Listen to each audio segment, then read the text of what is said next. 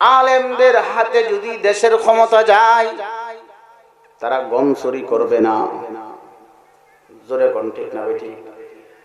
তারা ডাল চুরি করবে না, তারা তেল গম বোঝাই করে খাটের নিচে রাখবে না, তারা দেশের টাকা অন্য দেশে পাচার করবে না, জোরে বলুন ঠিক কিনা?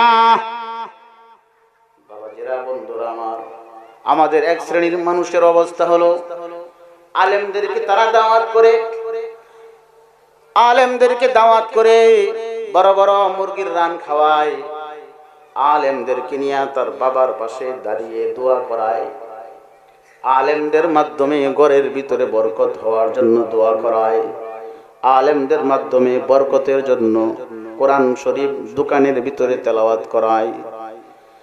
কোরআনকে মানুষ এতই মহাব্বত করে, কিন্তু আমরা যখন বলি আল্লাহর এই জমিনের ভিতরে আল্লাহর কোরআনের আইন প্রতিষ্ঠা করতে হবে, তখন এই দেখবেন এক শ্রেণীর মানুষের গাল ফলে যা, জোরে বলুন ঠিক কিনা?